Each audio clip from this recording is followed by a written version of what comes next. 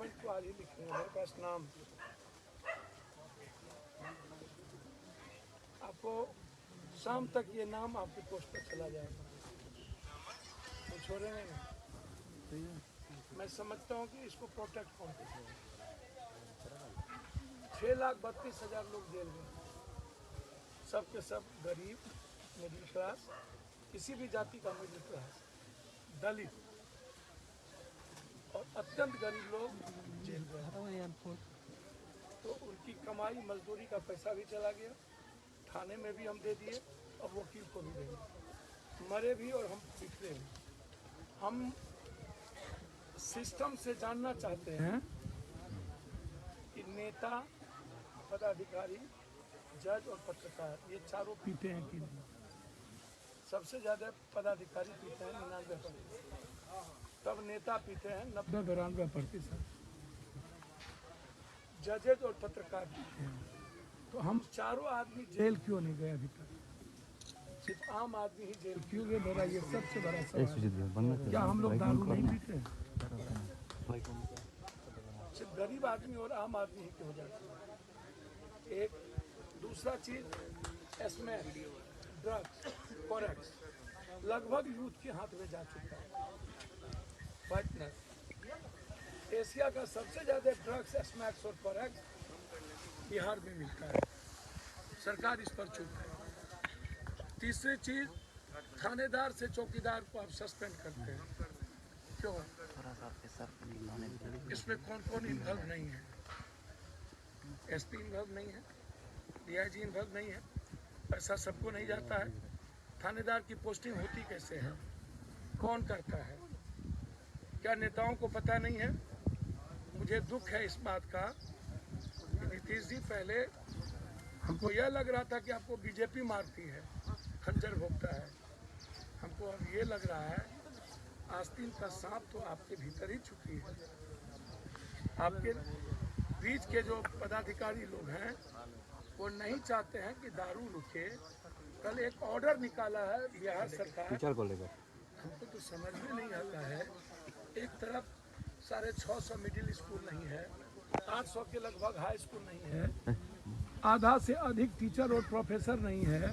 पहले ही आप खिचड़ी में लगा चुके हैं टीचर को, पहले ही आप इट्टी गिट्टी घर बनाने में टीचर को लगा चुके हैं, जनगणना में टीचर को लगा देते हैं, चुनाव में आप टीचर को लगा देते हैं, अब आप शराब में लगा रहे हैं, मतलब मार ही देना है टीचर को। बचने देगा माफिया? मैं जो पूछ रहा हूँ, क्या बोले? बीजेपी सहयोगी पार्टी है जदयू की, इसमें दो बड़े नेताओं का अलग अलग चीज है। प्रदेश अध्यक्ष कहते हैं कि समीक्षा करनी चाहिए, वही सुशील मोदी कहते हैं कि बढ़िया है, और वही जदयू के नेता कहते हैं कि पियक्कड़ सम्मेलन करो। सर मैं एक बात बोलूं, संजय जायसवाल से बड़का मौग और कायर हिजरा बीजेपी का अध्यक्ष है, पता थानेदार सुनता ही नहीं। आधा मंत्रिमंडल है, नरेंद्र मोदी का सपोर्ट है।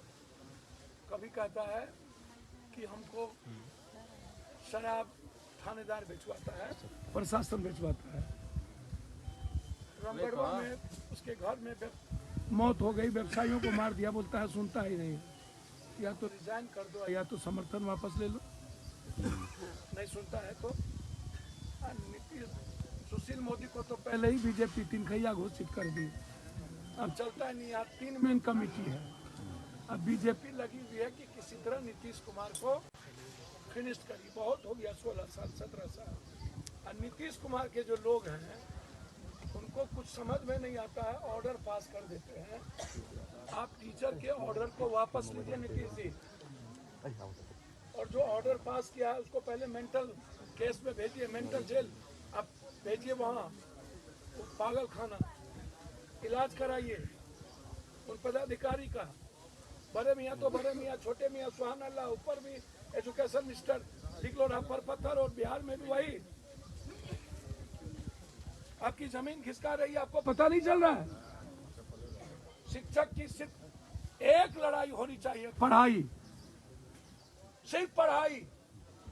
ना जनगणना, ना चुनाव, ना खिचड़ी और ना ही ईटा गिट्टी। क्या शिक्षक यदि आपको खबर करेंगे तो शिक्षक को माफिया छोड़ देगा? शिक्षक इतने ताकतवर होते हैं क्या? 6,000, 8,000, 9,000, 12,000 कमाने वाले, आप उसको मारना चाहते हैं? एजुकेशन तो है नहीं पूरे बिहार में, ये नीति आयोग की रिपोर्ट है और आप फिनिश कर देना चाहते हैं। और माफिया कौन कौन है बक्सर में या हर जिले में, ये सरकार और सरकार के पदाधिकारी को पता है कि नहीं? जब आप थानेदार और चौकीदार को सस्पेंड कीजिएगा तो दारू कौन बताएगा? और एसपी डीआईजी को जिम्मेदारी क्यों नहीं बनाइएगा? और जो प्रभारी मंत्री बनाए हैं हर जिले में महीना में दारू समीक्षा करने, और दारू पकड़ा रहा है तो उसको बर्खास्त नहीं कीजिएगा? बर्खास्त कीजिए उसको। और बड़े बड़े माफिया नेताओं के गाड़ी पर घूमते हैं और नेता को फॉर्च्यूनर देते हैं। अब जो मेरे जाने के बाद कुछ नेता लोग आएंगे तो उसके जो आगे पीछे फॉर्च्यूनर चलता है, उस शराबे माफिया तो है, बालू माफिया तो है।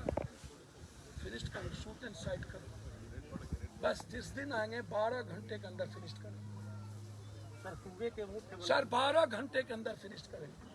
कोई हो जो कॉमन आदमी की जिंदगी तबाह करता है उसको जीने का राइट, जो आम आदमी की जिंदगी लेता है। एमएलसी का चुनाव दोनों भगत सिंह और सुभाष चंद्र बोस लड़ रहे हैं। 47 शंभू मंटू, अबलू गगलू, नीलास चिलास खुलास भिलास नुरलास, दोनों पार्टी कोई गांजा माफिया, गांजा बेचते बेचते नेता हो गया, उसकी संपत्ति नहीं छीनी। 12 घंटे के अंदर अक्सेठ भक्सेठ सेठ की संपत्ति ठाक छीन के गवर्नमेंट। आज अंसारी आए हुए हैं, शराब कांड में जितने लोग भी मरे हैं उनके परिवार वालों से मिले, परिवार का क्या कहना है, उनसे बात हुई? आपका क्या कहना है? कोई बचल है?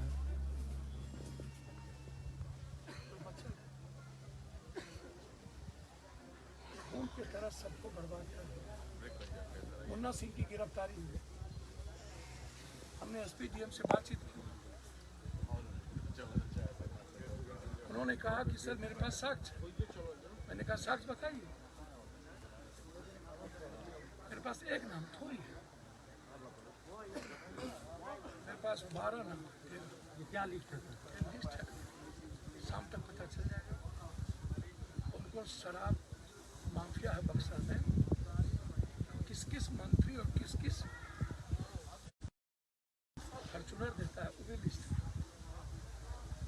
किस अकाउंट से पैसा गया है 4 आदमी का वो भी लिस्ट है। यानी सारे जितने भी केस हुआ, ये सब नेता हुआ है, सबका सब सफेद पोस्ट वाले लोगों के सब नेता के इन्वॉल्वेशन है, सब मंत्री संतरी का इन्वॉल्वेशन है, अधिकारियों का। शराब माफिया अधिकारी का कोई रोल नहीं है सर, पूरा अधिकारी इन्वॉल्व है। नेता अधिकारी माफिया यही तीनों का तो रोल है। बेनिफापोती कर देंगे, बलात्कार और नौकरी दें। जब एक्सीडेंट में और डूबने में आप पैसा देते हैं 4 लाख, तो शराब क्या कोई अपने शौक से पी रहा है? पहले आप घरे घर शराब खोल दिए, ब्रिक्स पर, खेत में, सब जगह, और सबको पिलवा दिए, और अब कहते हैं कि हम राजा राम मोहन राय और दयानंद सरस्वती का सुधार ले आवे। पहले तो आप शराब पिलाए, अब राजा राम मोहन राय।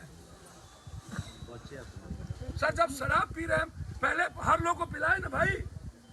जब हर परिवार के बीच में आपने शराब बेच दिया, अब आप जो सारे परिवार को, सर मिडिल क्लास को बर्बाद करना चाहते हैं।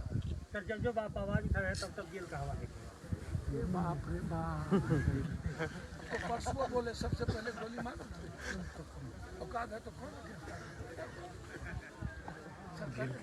थे? हम 20 किलोमीटर सर।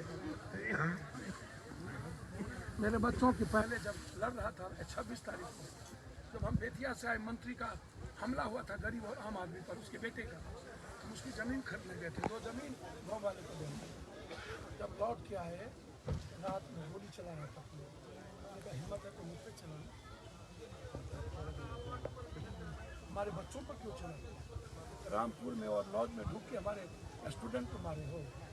हम रहते तो हम मरते या तो तुम मरते, लेकिन मेरे सामने माँ के सामने बच्चों को मारने तो हम नहीं देते। प्रयागराज में ढुक के मारे थे बच्चे, हम तो मरने तो नहीं। जो राइट है उसको लड़के लेके रहेंगे। हाई कोर्ट जा रहे हैं कल, और उसके बाद गवर्नर हाउस। झूठा बेईमान फर्जी सरकार 10 लाख नौकरी नहीं देने वाली, शराब के नाम पर शराब थाने को सिर्फ शराब में लगा दिया, सारे प्रशासन को सुरक्षा गायब। क्यों इन्वेस्टिगेशन नहीं होता है? क्यों चार्जशीट नहीं होता है? क्यों कॉमन आदमी की सुरक्षा नहीं होती है? Daily murder. मैं नीतीश जी से आग्रह करूंगा, हाथ जोड़कर, नीतीश जी